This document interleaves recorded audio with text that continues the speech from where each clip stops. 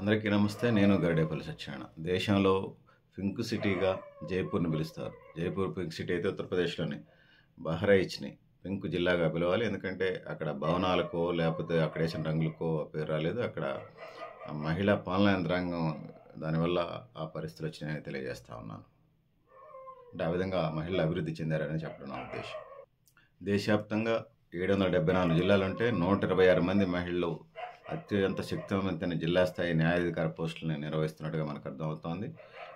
ఆ విషయాన్ని తీసుకున్నప్పుడు తమిళనాడు ఫస్ట్ ప్లేస్‌లో వస్తుంది మహిళా సాధికారతకు సంబంధించి. సో, అక్కడ తమిళనాడులో పనిచేస్తున్నటువంటి కార్మికుల్లో దాదాపు సగం మంది మహిళలు ఉన్నారనేది మనం చెప్పుకోవచ్చు. ఇంకా ఉత్తరప్రదేశ్‌లో మ్యాజిస్ట్రేట్స్ ఎక్కువగా ఉన్నారనేది మనకి రిపోర్ట్ అవుతా ఉంది. 75 జిల్లాలో 14 మంది స్త్రీలు ఉన్నత విద్యావంతులు ఉన్నారు.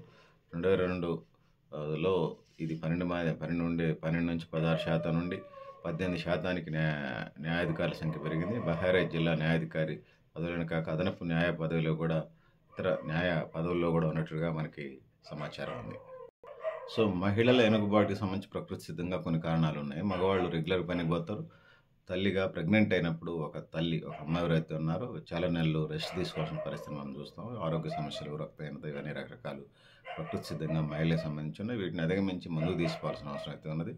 మొదటి నుంచి మహిళా సాధికారత అంటాం కానీ మహిళా సాధికారతకి అనేక సవాళ్ళు ఉన్నాయనేది మనం చెప్పుకోక తప్పదు.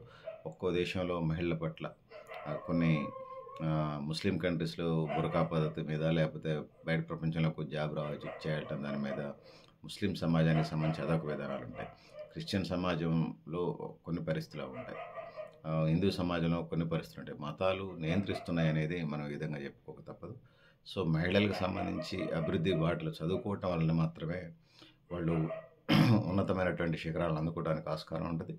విద్య మాత్రమే వాళ్ళని సాధికారత వైపు తీసుకెళ్తుంది తప్ప ఎన్ని పోరాటాలు భాగమే కానీ విద్య లేనటువంటి పోరాటాలు దిశ లేనటువంటి, లేకపోతే గమ్యం లేనటువంటి ప్రయాణంగా ఉంటాయి. విద్య ఉన్నప్పుడు దానికి ఖచ్చితమైనటువంటి సాధికారతకి దారితీస్తుంది. అందుకోసం ఎడ్యుకేషన్ ఈజ్ ఆల్వేస్ బెస్ట్ అనేది నేను చెప్పదలుచుకున్నాను.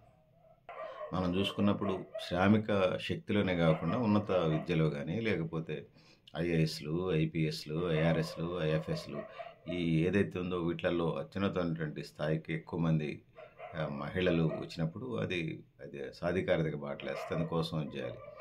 సో, 2022లో 716 జిల్లాల్లో 142 జిల్లాలకు సంబంధించి మ్యాజిస్ట్రేట్లు ఉండగా ప్రస్తుతం 126 ఉన్నారంటే తగ్గినట్టుగా మనకు లెక్కల ద్వారా అర్థమవుతా ఉంది. సో, మహిళా సాధికారత చాలా ప్రధానమైనటువంటి ఎజెండాగా ఉంది. అంటే మహిళలు అన్ని రంగాల్లో దూసుకొస్తున్నారు అనడంలో కానీ అది చాలా 50% ఉండాలి కదా, జనాభాలో సగం అయినప్పుడు అది ఉండట్లేదు.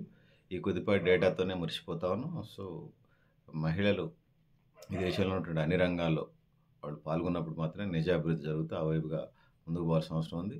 సో, మీరు కూడా మీ అభిప్రాయాలను కామెంట్ బాక్స్లో రాయడం తెలియజేస్తూ నేను గరిడేపల్లి సత్యనారాయణ, న్యూ లక్ష్య ఆర్గనైజేషన్.